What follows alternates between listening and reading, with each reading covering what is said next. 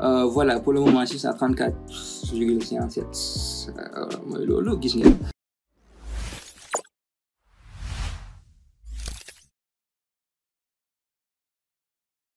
Hey guys, me revoilà pour la partie 2. Moi le 2MK, investisseur bu ndaw businessman mooy loolu comme d'habitude xam nga. Déjà rappel bu ndaw lan mooy crypto-monnaie. Crypto-monnaie benn monnaie la normal mais monnaie boo xamante ne monnaie virtuelle la monnaie numérique monnaie bi nga xamante ne mën na ko téye mën na ko palper mais monnaie boobu noonu mën nga ko utiliser en faisant des achats lu la neex ci internet bi yaa ngi comprendre. Léegi lan moo tax valeur crypto-monnaie bi di yéeg di wàcc mooy l'offre et la demande loolu kese mooy tax crypto-monnaie bi di yéeg di wàcc ndax am na ay moments yi nga xamante ne offre bi mooy ëpp am na moment yi nga xamante ne demande mooy ëpp moo tax volatilité bi yéeg di wàcc. lan mooy tax crypto-monnaie di raar lan mooy tax crypto-monnaie di kii kañ di voilà valeur am di gën di yokk wala muy gën di wàcc par exemple nañ jël exemple bitcoin kii am quantité am bëriwul dañ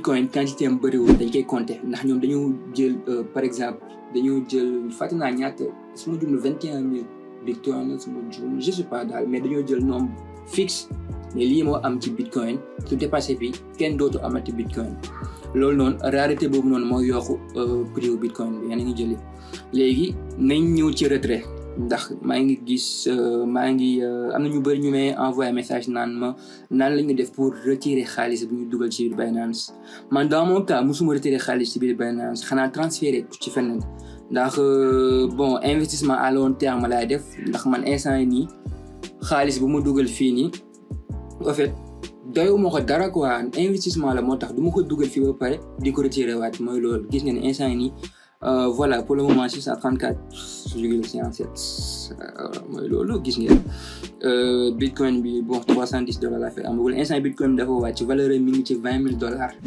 mais valeur mi yéegoon na valeur ay jamono mi ngi woon ci $60,000 yàggul woon crise bi moo tax mu wàcc mais gëm naa ne bitcoin day yéegaat moo tax mu bàyyi ko fii instant yi ni valeur $310 moo fi nekk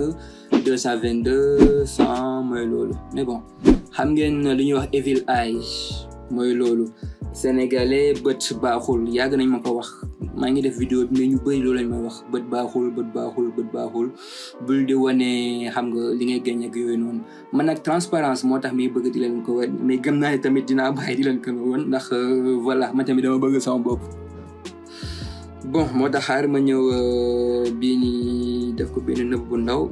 jeex na duma leen wanaat dara gis ngeen na fa nekkoon. One eternity later. Bon gars yi je vais tout réexpliquer sama gars daa bëri woon buy moo tax vidéo bi ma ko mujjee recommencer waat. Really nigga. En ce moment là je suis vraiment vénère quoi mooy loolu mais bon pour ñi nga xamante ne dañoo bëgg a retirer man mosuma retirer sama xaalis fii ndax man pour investissement à long terme moo tax ma fiy def sama xaalis mais pour ñi nga xamante ne dañoo bëgg a retirer ñaari façon retrait moo am mais benn bi kese moo ñu concerné mais xaaral ma wan leen beneen bi muy loolu. pour ñi nga xamante ne dañoo bëgg a def retrait première façon bi leen la par exemple soo yoroon bitcoin fii nii wala nga bëgg a def retrait je sais pas USDT da ngay dem si withdraw non du withdraw sax da ngay dem si convertir léegi li nga yoroon ci USDT non USDT waaw si li nga yoroon ci USDT ngay convertir léegi soo koy convertir en kii nga koy convertir en euro. soo convertir en euro nga bind somme bi je sais pas benn 15 25 35 nga bës preview conversion comme nga mën instant ni yoruma ko du mën dem mais soo defee bon yoruma ko mais mooy loolu gis ngeen voilà 15 bon prix bi en euro ngeen convertir ko soo leen ko convertir ba pare voilà soo leen ko convertir ba pare day ñëw fii directement en euro léegi fii nga ñëw withdraw nga dem withdraw su ñëwee gis ngeen en euro fii nii recommanded paiement banque transfert wala par carte fii autos lan la encore bon mooy loolu fii nii gis ngeen fii banque carte visa la ñuy wax fii nii te suma juumul yéen par Mastercard ngeen dugalee seen kii bi seen xaalis moo tax fii je vous le conseille pas trop bon man dans mon cas mosuma retirer moo tax man voilà yéen a tax ma def gëstu bi ba xam léegi dans deuxième beneen méthode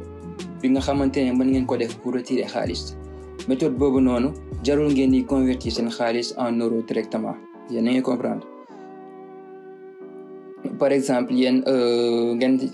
lu leen di conseiller sax su nekkee par exemple bitcoin ngeen yor wala ay yeneen dollar ay Solana wala je sais pas ngeen yor ngeen bëgg ko convertir en ngeen bëgg ko envoyer par exemple seen compte Orange Money wala seen compte Free Money voilà nañ def loolu ngeen ko bëgg a def ngeen bëgg ko def loolu noonu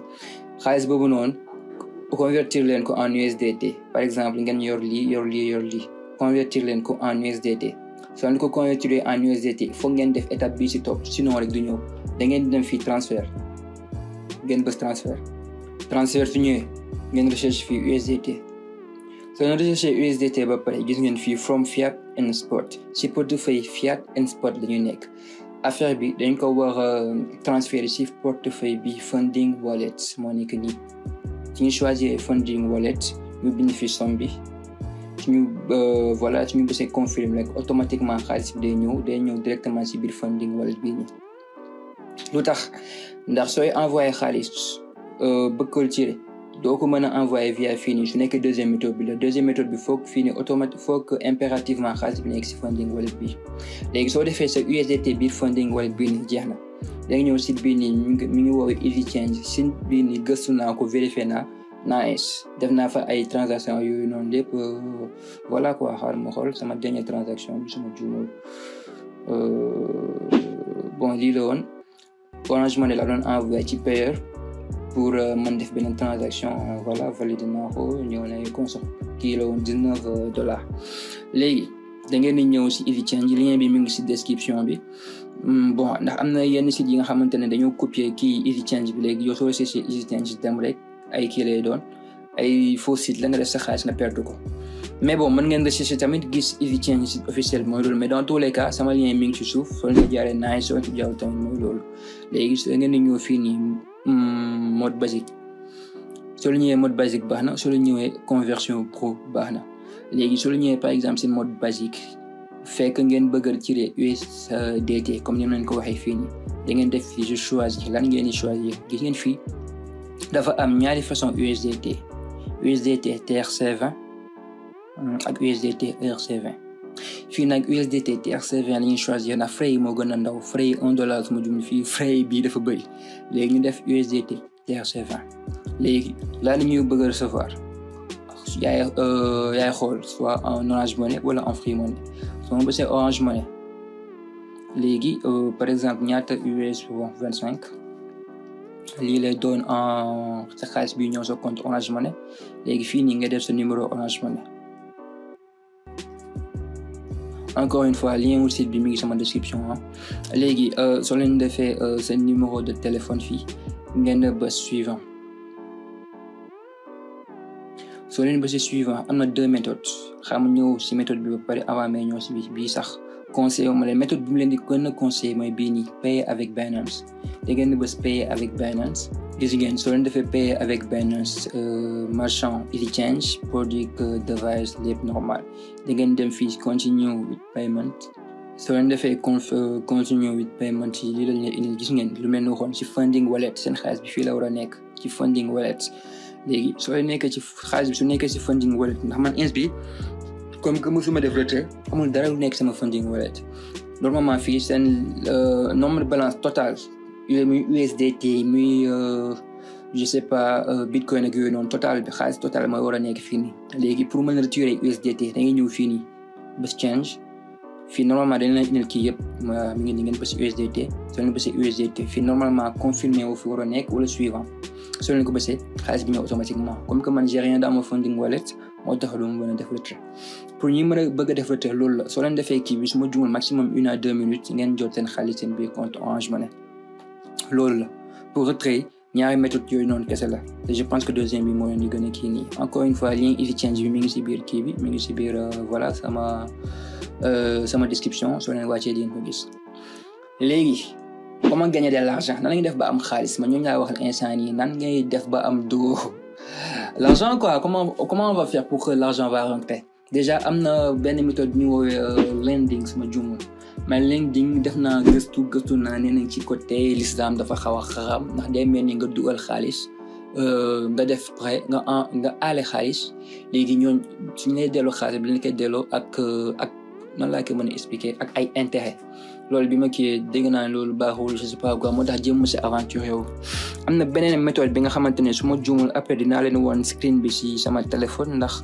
xool naa fii nii historique wala fii la nekkee su ma juumul xaar leen ma vérifier avant voilà jarul ma leen koy woon sama téléphone mi ngi nii distribution yi fii la nekk li ñu may envoyé par jour si kii bi ci investissement bi ma def noonu parce que foofu noonu par jour dañ may envoyé ay crypto-monnaie gratuitement sama xaalis laa fa bàyyi gis ngeen teel a ñaata teel a 29/6/2022 gis ngeen fii le 29/6/2022 ak bonne heure ay 3 heures du matin dañ ma envoyé lii si BNB 28 démb ay USDT lii lañ ma envoyé ay USDT yi en gros mën na $2 USDT ay Santos bi aw ma ko woon crypto bi aw ma ko woon ay Rune BNB tu vois BNB yi nag moo gën a am solo BNB yi su ko jëlee mën nga def BNB Volt soo defee BNB Volt beneen investissement la BNB Volt boobu noonu mën na la may ay crypto yu bëri gis ngeen le 19 le 18 le 17 le 16 chaque jour damay am chaque jour waaw ca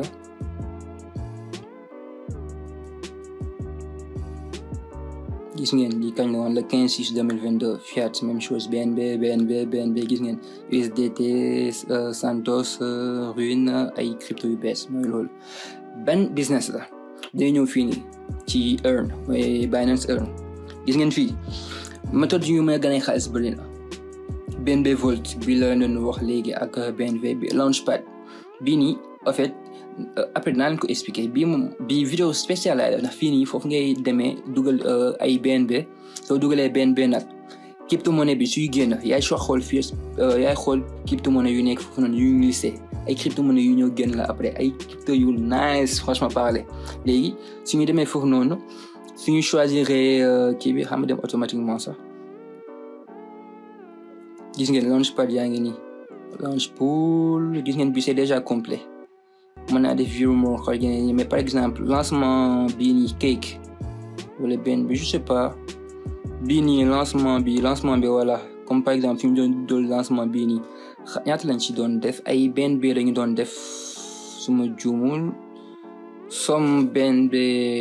boobu noonu ñoom ñoo leen wax somme yi gis ngeen bii nii génn na ba pare bii avant mu doon génn soo demee tak nga dugal ci par exemple 1 2 wala 3 BNB lu ñu lay jox ci crypto bi ce sera proportionnel ak li nga dugal ci BNB soo dugalee ba pare gars yi delloo sa BNB ba pare jox la ko gis ngeen kii BNB pool mooy loolu crypto-monnaie bu bees léegi nag instant ni ci hype bi bu muy soog a génn prix bi day fort tu vois un peu léegi yow su la neexee prix bi nu mu fooree noonu nga def virement nga retiré wala nga bàyyi ko pour espérer prix bi gën a yéeg beneen business auto inverse bi musuma ko def dual bi def moo ko Launchpad bi wax naa ko léegi bi nice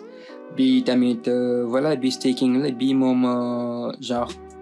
xam kii ko en anglais xam nga delloo ko toujours noonu laa ko bàyyi noonu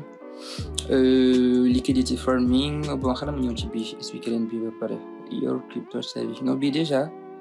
bi musuma ko kii de flexible ouais bi comme staking même musuma ko kii mooy loolu bii laa ñëw staking bi mooy staking verrouillé bi mu leen waroon sama vidéo entier bi ñu may jox ay intérêt cumulé chaque day tamit même chose bii tamit ci la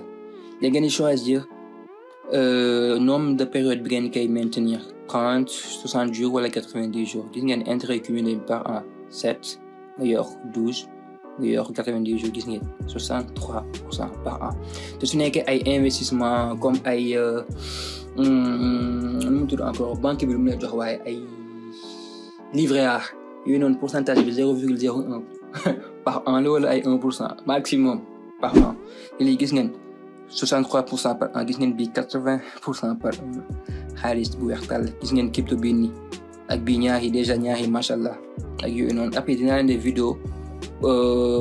pour expliquer nan ngeen di def ba choisir crypto monnaie yi nga xamante ne seen kii di seen pourcentage yu percé seen pourcentage yu yéeg mooy gën a gaaw non seen pourcentage yéeg c'est nan la mën expliquer ban crypto moo naa percé quoi voilà ndax ma instant daloon naa ci mooy F1 bi mooy Formule 1 bi mu doon soog a génn affaire dafa yéeg ci kaw moo tax dama ci lijjanti tag vite fait avant moo génn ma jël envoyé ma ko après ma kii ko ma swappé ko mooy loolu xam nga dinaa leen wan nan ñuy rechercher les cryptos comme genre par exemple kii bi waaye crypto boobu noonu rendre millionnaire les gars dama fàtte tuwoon waaw mooy loolu mais voyez un peu le délire du genre daal nan ngay defee pour rechercher les pépites yi nga xamante ne dañuy ñëw rek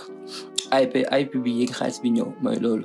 léegi beneen bi nga xamante ne moom andiloon sànq distribution yi gënoon gis sànq yu bëri yooyu noonu bii nii la pool de liquidité yi la mooy liquidity farming bii nii su ñu ñëwee ci liquidity farming stable innovative watchlist yaa xool fii nag dafa am ay risques mais bon comme man en ce moment là je suis un jeune en fait man nan laay mën a expliquer je suis en train de construire mon capital ñi nga xamante ne ay pas lañu wala genre yooyu ñoom yoon nañu ay capital dañoo bëgg au fur et à mesure muy yéeg par nànk ñoom ay investissement safe lañu war man comme que waruma lu safe man à haut risque laay wax moo tax loolu investissement bi day voilà lu ñu lay jox après day bëri quoi tu vois un peu de genre gis instant yi nii gagné gum naa lii 0,01 tel sànq y a combien de temps laa ko activé sànq ay 18 heures laa ko activé gis ngeen 0,0 dollar déjà journée bi jeexagul am naa lii ak sama yeneen investissement yu ñëw après àgguñu foofu noonu suñu choisir bon si téléphone moo gën ñoom nag si téléphone mën wala fii mën na nekk suma juumal bu gën a rëy voilà suñu choisir app bii nii ay prochaine bon gis nga bii dama ko def ba pare su ma bësee claim na ni nga ko waxee sax retiré quoi mooy loolu naa recevoir li ma kii bon su ma defee bii defuma ko su ma ñëwee bii def add gis ngeen sama F1 bi nu ma defoon ba am ko su ma ko juumul F1 boobu noonu par paire lay marché gis ngeen F1 boobu noonu su ma juumul F1 bi la woon ak USDT comme bii F1 USDT laa yoroon dama def fii add USDT def max dugal USDT yu ma yoroon fii nii yëpp xam nga def fii nii ay have peut-être tralala def add liquidity bi ma ko defee bàyyi noonu nag même pas 2 jours gars yi jox ma F1 bu bees tàq prix bi $9 la woon xaw ma $25 ma swappé ko direct denc ko mooy loolu voyez un peu le délire du genre instant ni crypto yi dafa wàcc kii bi bitcoin dafa wàcc ba $20,000 fu ma juumul en ce moment mais j'ai confiance que dina yéegaat moo tax gaawul mooy loolu tu vois un peu le délire du genre bon instant yi investissement yi moo fi nekk mais am na beneen investissement bi nga xamante ne moom mooy gën a fay ndax investissement yooyu noonu ci cloud mining la am na ki ma ko doon laaj sama Instagram 5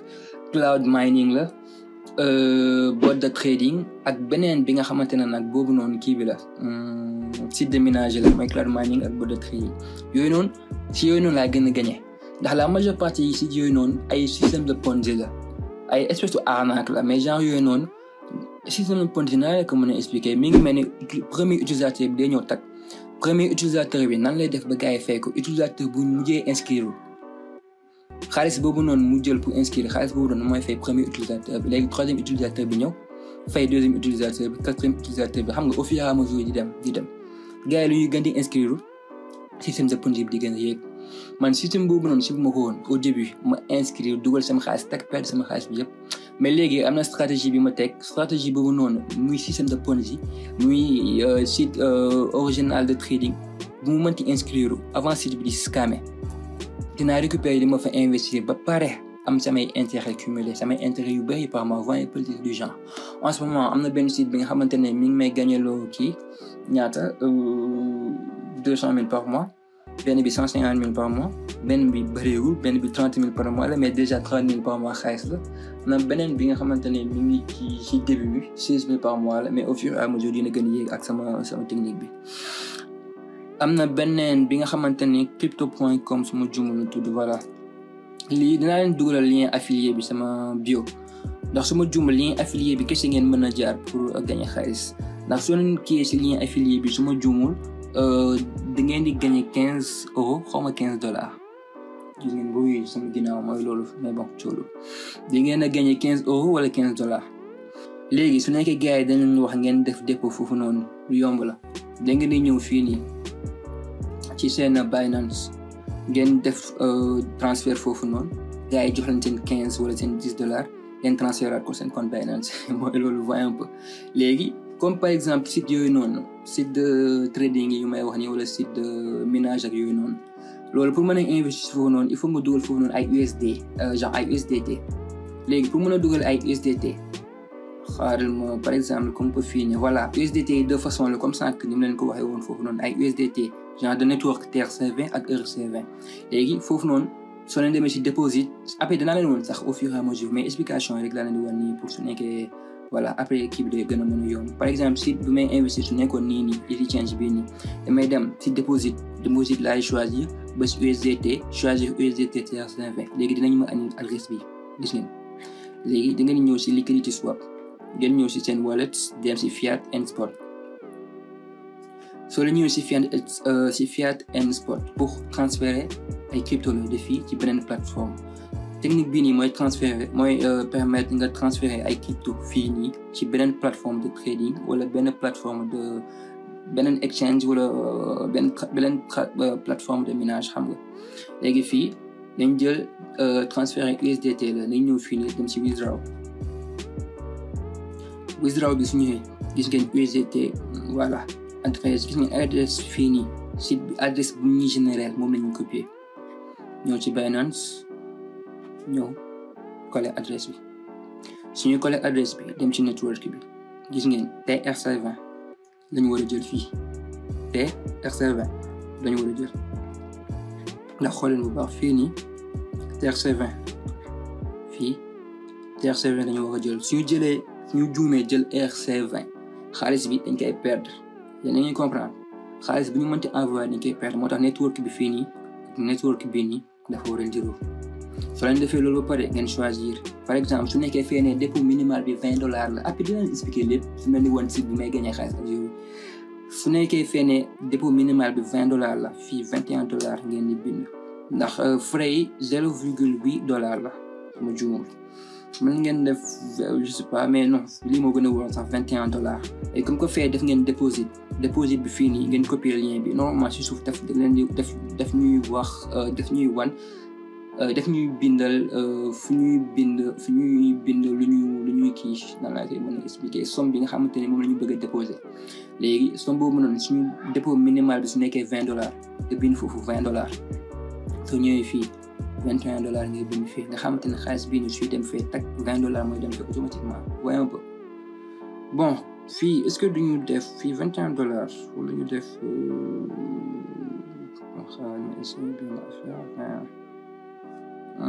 sama def 20,8 je pense que net voilà li mooy gën sax li mooy gën ndax frais yi gis ngeen frais yi $0.8 la su ñëwee fii nii su nekkoo dépôt minimal bi $20 la $20 ngeen di def fii nii déposit teg ngeen ñëw si site Binance bi ngeen bind $20.8 de ce fait $20 net mooy dem si seen site bi ngeen di gagné xaalis léegi foofu noonu même pas une minute ngeen joteen xaalis ngeen mën a investir chaque mois xaalis bi ñëw live easy. Je pense que je vous ai tout expliqué dépôt transfert wax naa leen di ngeen war a xam yëpp après dinaa leen defal tuto pour ngeen gën a miin plateforme kii bi Binance ndax am na ñu bëri yi nga xamante ne miinuñu ko am na ay kii yi nga xamante ne jotuñu fa dem comme ay fi ñuy defee ay trading crypto bi par exemple voilà comme fii nii ins bi nii xaaral ma def benn analyse en direct en trading vite fait quoi ñu xool nu muy demee BTC USDT ngeen xool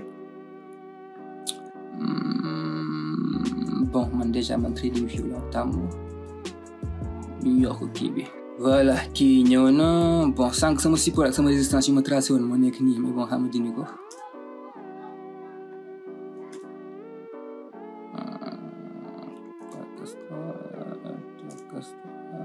Ishimoku bi demal si waaw bon on analyse déjà fii nii bon li nga xamante ne c'est flagrant ñëpp gis nañ ko mooy kii bi tendance bi instant yii ñoo ngi ci tendance baissière soo leen xoolee bu baax gis ngeen ñoo ngi ci tendance baissière instant yii nii léegi wait ñu tracé trade kii support yi tak premier support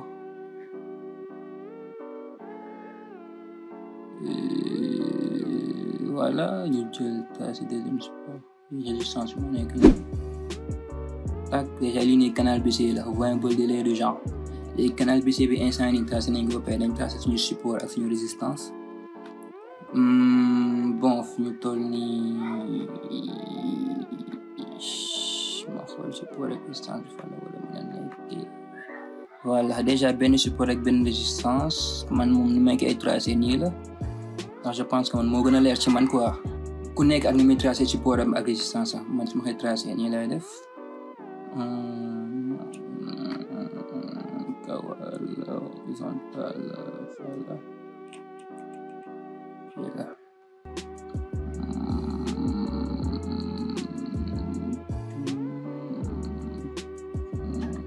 bii la sama juumoon je pense que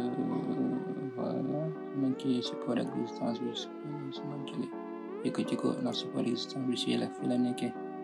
ndax fii ne ça travaille ici ça travaille ici ça travaille ici mais support ak résistance ñëpp xam nañ ko loolu zone la nit mënu ñëw tracer la trait ni la trait bii ni mooy support ak résistance loolu amul fenn support ak résistance boo gis zone la zone bi nga xamante ne prix bi dafay travailler di yéeg di waaj kese support bi kese résistance bi yéen a ngi jël léegi bon ma léegi sama support ak sama résistance zone bi laa ko def voilà sama kii en D analyse en D1 bi c'est bon léegi pour ñu gën a leer ñu sax dañoo war a kii en arrière pour xool ndax voilà support ak résistance bi c'est clean wala mooy loolu ana kii bi voilà kii bi yéeg na léegi ñu demee ci biir dem en unité de temps daily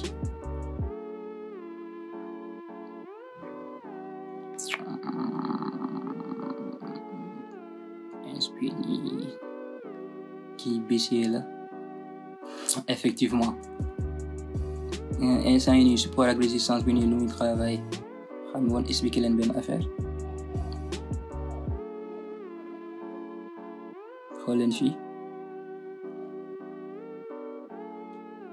non support ak résistance bi nice ndax instant yi nii nana la ko mën a expliquer en trading loolu mooy les bases tracer support ak résistance ku ko mënoon la jàppale sa analyse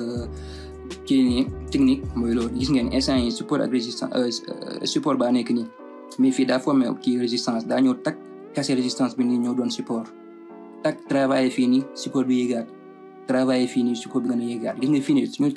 bu mu travaillé woon fii nii tak bu ñëwee fii nii tak instant yi lan la ñu waroon def fii nii bari bu ñëwee fii dañoo war a xaar ba kii nii bu bougie bi clôturé woo bu bougie bi nii deuxième bougie bi day clôturé woo tak instant yi cassé na suñu support bi ça veut dire que instant yi day yéeg yéen a ngi jëlee ça veut dire que instant yi tendance haussière lay doon loolu la ñu waxoon def xaar ba instant yi bii tëju na tak bii su tëjee suñu prochain bougie bi tak ouverture bougie bi tak ñu passé suñu kii nii suñu ordre def ko à la hausse loolu suñu ko defoon instant nii gis nga on aurait mangé tout ça loolu yëpp xaalis bi wax tal la teg fii tamit teg fa sa résistance pour kii bi mooy loolu mais instant j'ai pas envie de tracer ça explication bu ndaw rek laa nekk di def nii mooy loolu gis ngeen fii tamit mooy loolu ñëwaat na si instant yi si support la nekk nii nekkul résistance bi ñëw travail support bi yéegaat travail support bi yéegaat travail support bi yéegaat kese support bi wàcc gis nga yéegaat travail waat support bi travail gis nga ni ko kase fii rek xaalis la ndax fii su ma juumul ñaata pips la fii nii ba fii gis ngeen lii 3500 no way en un jour en swing trading coop nga 3543 pips nii vite fait gis ngeen moo tax man en général man swing trading laa def li ngay gagné moo ëpp que li ngay gagné en day trading wala gars yi def ay pseudo scalping mooy loolu waaye instant yi nii ñëw na kase na ko yéeg na instant yi nii ñëwaat na ça veut dire que instant yi zone de support bi nii c'est une zone bien travaillée ndax à chaque fois prix bi day ñëwaat travailler fii yéegaat travail gis nga fi travail na wàccaat yéegaat def na benn instant yi dafa travailler fii tak yéegaat ça veut dire que instant yi ça va monter prix ba en hausse la suñu calculer fii instant yi suñu defoon suñu kii bi fii nii ba fii ñaata lay doon gis ngeen 5000 pips nii vite fait suñu demee instant yi suñu canal BC bi nii suñu doon analyse instant yi la laa war a def après man su ma juumoon suñu canal baa ngi nii canal BC bi ñëw na ba fii zone de résistance bi fii tak laalugu yéeg na yéegaat na instant yi nii ça veut dire que zone kii la ñu ngi koy waxee sax tendance baissière la ndax les points les plus bas deviennent de plus en plus bas les points de plus haut deviennent de plus en plus bas léegi nag ñu ngi jëli léegi instant yi yéeg na tak laal na suñu zone de résistance bii nii ci kaw bala kii ko travailler ko ndax instant dama waroon tracé beneen pour mën a zone de résistance bi travailler na zone de résistance bi wàccaat yaa ngi comprendre fii nag net la ñu waroon tracé la ñu waroon kii ñu ko waxee ci sax la ñu waroon positionné wu ndax fii nii suñu position suñu zone de résistance su ma defoon beneen trait fii nii pour zone de résistance bi nii teg fii stop loss teg fii take profit instant yi en baisse suñu defoon suñu position en baisse si pii nii lay doon wàcc fii teg gis ngeen 10 000 pips nga laal no way instant yi nga laal si 10 000 pips ins bii nii gis ngeen ins bii nii su ma doon trader ins bii du ma laal du ma trader ndax ins bii nii ñoo ngi ci digg canal baissier bi ci digg canal baissier bi la ñu nekk instant yi nii dara wóorugul dara boo tax instant yi nii soo doon trader du ma laal su ñu doon wàcc dem si unité 4 heures ñoo xool 4 heures ndax mën nañ fa def dara 14 bon 14 ma juum la am nañ ñeneen zone de support ak résistance su nekk fii suñu tracé fii ni première zone bi tak voilà tracé nañ beneen zone de support et résistance je pense que zone bi tamit y a quelque chose à se faire instant yi kii bi dafa xaw a sori kii bi carrément aussi la moo tax gisoo leen dara fii nii si suuf prix bi ñëw na cassé na gis nga cassé na zone de résistance bi nii astafurlah cassé na support bi en même temps instant yi support la nekk résistance la su cassé suuf bi tak ça veut dire que instant yi kii baissier lay doon tendance baissière wàcc na gis nga wàcc na ba fii léegi ñun suñu position woon si biir ndax bii nii bougie bii nii moom moo noon suñu premier déclencheur bi ñu xool ne carrément ça a cassé dañu xaar bu bougie bi clôturé pour mën a ouverture ubbi si beneen bougie bi mooy prix d'ouverture bi fii ni lay doon fii prix bi yéegoon na wàccaat yéen ngi jël xaaral ma woon leen instant yi nii suñ ko kii woon ñaata pips la ñuy coop fii nii ba fii 1436 pips en 4 heures yéen ngi jëli fii en 4 heures nga coop 1400 et quelques pips mais en général da ngay teg sa stop loss teg sa take profit pour xam looy job li ngeen fii nii instant yi tamit figure chartiste la mooy ñi nga xam dañu def price action gis nga lii nii bii si boppam lii pin bar la si price point instant yi maa ngi def trading nii oh no ay xooleen gis nga lii pin bar foo leen ko mën gis jàpp leen ne instant yi figure de retournement la gis nga lii nii tendance haussière la andi si saa si gis nga tendance haussière bii nii bonne heure de midi à 16 heures tendance haussière nga laal foofu noonu gis ngeen instant yi pin bar tak nga laal fii nii ba fii plus 3000 pips coop ko nii